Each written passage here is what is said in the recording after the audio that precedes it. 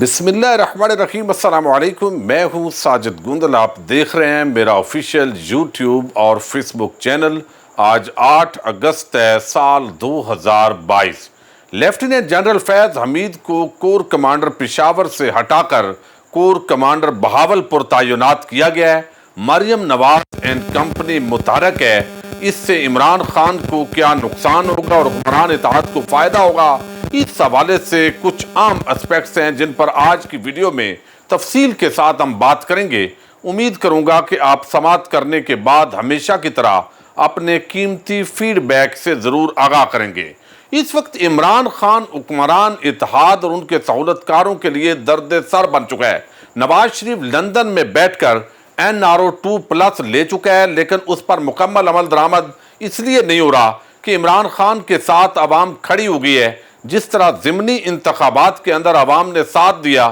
اب لازمی طور پر حکمران اتحاد نے جو بھی معاملات طے کیے، جو بھی کرپشن کے حوالے سے سودے بازی کی، اپنے کیسز کو وہ ختم کرنا چاہتے ہیں۔ نواز شریف لندن سے پاکستان آنا چاہتے ہیں لیکن وہ جیل نہیں جانا چاہتے۔ وہ چاہتے ہیں اس طرح کی قانون سازی ہو کہ ان کے تمام کیسز معاف ہو جائیں اور وہ آرام کے ساتھ یہاں عوام کے اندر جلسے کریں اور ان کو پھر اخلاقیات بھی سکھائیں، کرپشن چھوڑنے کی باتیں بھی سکھائیں اور ساری بات جو ہے عوام کے سامنے رکھی جائے۔ لیکن عمران خان اور عوام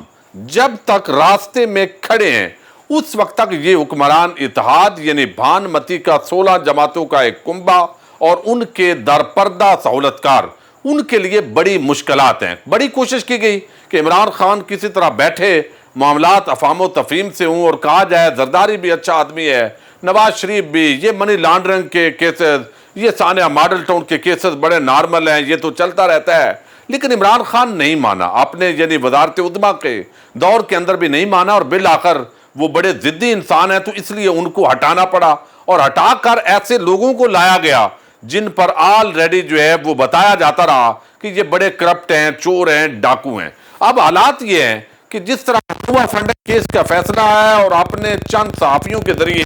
یہ میسج دیا جا رہا ہے، ویلاگز کروائے جا رہے ہیں، خبریں ٹویٹر پر سینڈ کروائی جا رہی ہیں کہ جناب یہ عمران خان نے لازماً اس کیس کے اندر نااہل ہو جانا ہے اور یہ جب نااہل ہوں گے تو لازمی بات ہے کہ پھر مسلم لیگ نون کا لیڈر اور ان کی حیثیت جو ہے وہ برابر ہو جائے گی۔ اب خبر یہ ہے جو امیر عباس جو ہے وہ منصوبے کے حوالے سے بات کرتے ہیں اور یہ اکثر اب ڈسکس ہو رہا ہے شہر اقتدار میں، کہتے ہیں منصوبہ کچھ یوں لگ رہا ہے کہ نواز شریف اور جہانگیر ترین کی تاحیات نااہلی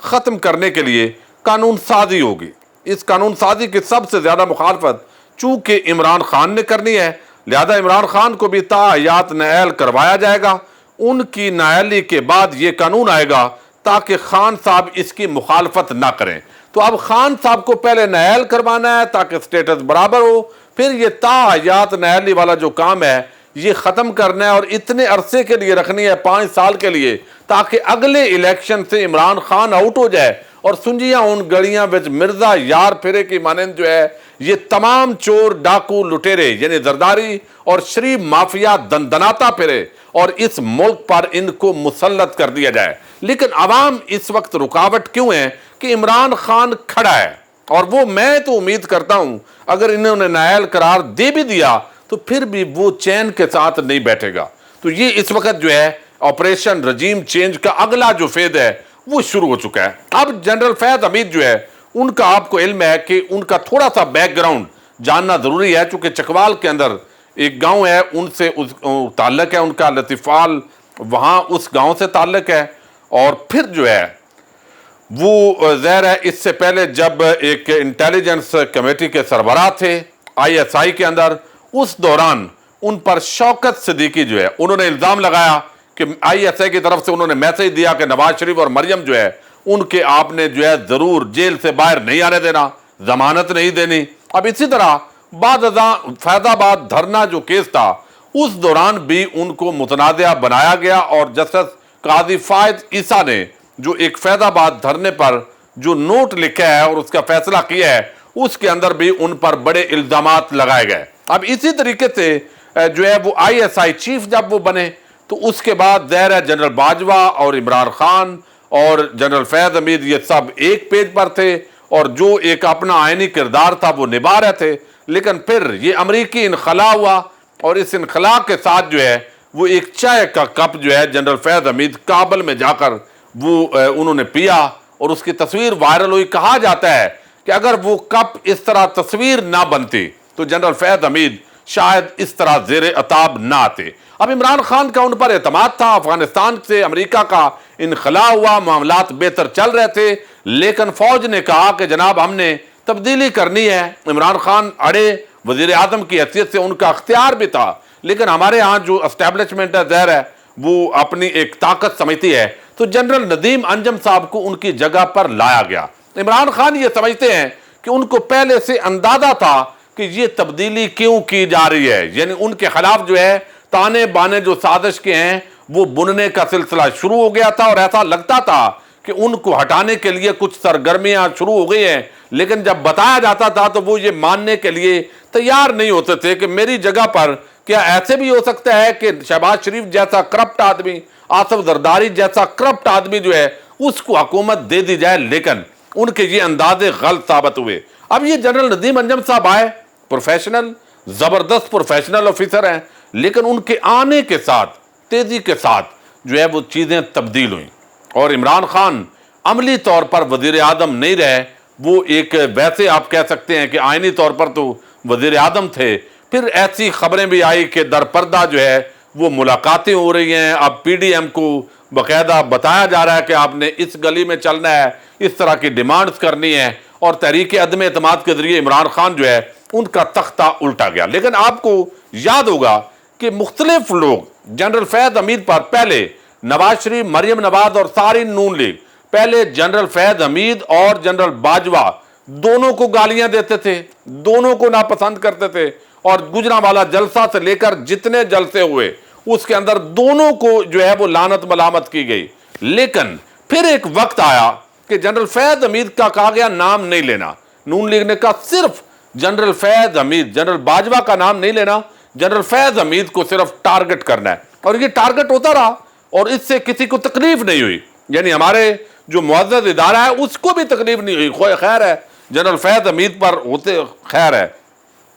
اب یہ بھی الزام لگا کہ یہ جو پرویز الہی ہیں جو عین موقع پر یہ تبدیل ہوئے، اور جو پیغام لانے والا تھا اس نے جنرل فیض حمید کا پیغام دیا تھا، یہ بھی نون لیگ کے صحافیوں کی طرف سے خبر آتی رہی۔ پھر پشاور میں بیٹھا ہوا ایک شخص، یہ فضل الرحمان بھی کہتے رہے ہیں کہ اسٹیبلشمنٹ کے اندر باقیات ہیں، ابھی بھی عمران خان کے فالورز موجود ہیں، تو انہوں نے ٹارگٹ جنرل فیض حمید کو پچھلے دنوں بھی کیا۔ پھر زرداری نے بتایا، آپ اندازہ کر لیں، زرداری نے کہا جی یہ فیض حمید یہ بھی کھڈے لائن لگ جائے گا، تو کھڈے لائن لگنے کے جو خبریں ہیں وہ پچھلے 3 مہینے سے وقفے کے ساتھ جو ہے وہ دی جا رہی تھی، لیکن پھر عوامی ریسپانس تھا اور ساری چیزیں چلنی تھی۔ پھر تبدیلی ہوگی لازمی فیض حمید کی، اور پھر یہ عمران خان بیٹھ جائے گا، اس کی طاقت ختم ہو جائے گی۔ یہ نجم سیٹھی جو نون لیگی صحافی ہے وہ بھی یہ خبر دیتے رہے، تو آج بالآخر یہ روٹین کے مطابق جو ہے ہمیں اس کو لینا چاہیے، روٹین کے مطابق یہ تعیناتی ہوئی ہے،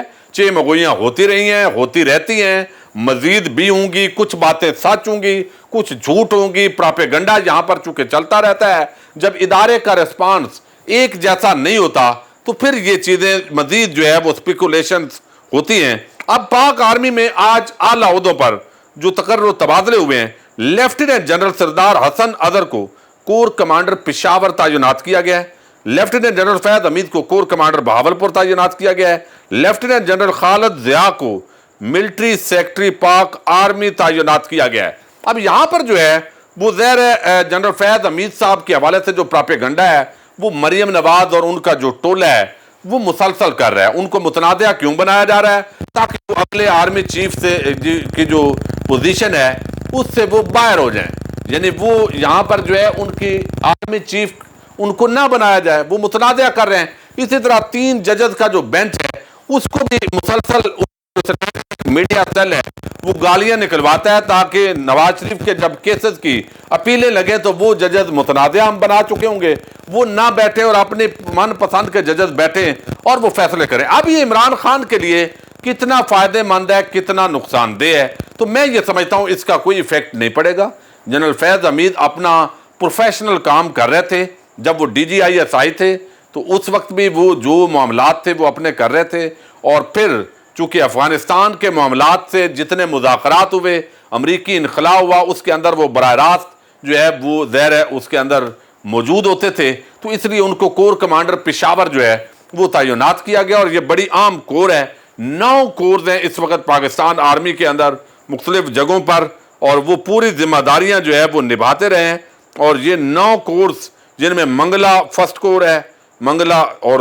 دوسری طرف سیکنڈ کور ملتان ہے، یہ بھی پوری تفصیل ہے، بہرحال فارمیشن کمانڈرز بھی ہیں۔ تو یہاں پر جو ہے جنرل فیض حمید وہ اپنی پروفیشنل ذمہ داریاں نبھائیں گے، لیکن جو لوگ سمجھتے ہیں کہ وہ پشاور سے یہ کر رہے ہیں وہ کر رہے ہیں، لیکن ایک بات ضرور ہے، کہیں ایسا نہ ہو کہ پشاور کے اندر کچھ لوگ جو ہے وہ یعنی KPK کی حکومت کی تبدیلی کی کوششوں کا آغاز کریں، اس پر تو نظر رکھی جائے گی۔ اور اس وقت چونکہ یہ ایسے لگتا ہے کہ عمران خان کو کسی بھی صورت میں نااہل کروانے کی ایک ضد ہے، اور یہ ضد اور انا کی خاطر یہ ساری چیزیں کی جا رہی ہیں۔ تو جب بھی کوئی تقرری تبادلے روٹین کے بھی ہوتے ہیں تو پاکستان کے اندر اس طرح کی جو باتیں ہیں وہ چل رہی ہوتی ہیں، لیکن دیکھنا یہ ہے کہ جو جنرل فیض حمید کو کھڈے لائن لگانے کے لیے پچھلے 3-4 مہینے سے متحرک تھے، کیا یہ ان کے کہنے پر کوئی معاملہ ہوا ہے یا روٹین کا ہے، یہ تو آنے والے دنوں کے اندر پتہ چلے گا۔ چونکہ جب DGISI صاحب تبدیل ہوئے تو اس کے ساتھ ہم نے دیکھا کہ پے در پے جو حکمران اتحاد اب اس وقت کی اپوزیشن ہے، ان کی جان میں جان آئی، ان کو بتایا گیا اب کوئی مسئلہ نہیں ہے، آپ جو کرنا چاہتے ہیں۔ تو یہ ساری چیزیں ہوئی۔ اب اگر اس تبدیلی کے ساتھ کوئی اس طرح کا معاملہ خفیہ ہے اور آنے والے دنوں کے اندر آشکار ہوتا ہے تو اس پر تو ہم بات کریں گے، لیکن فی الحال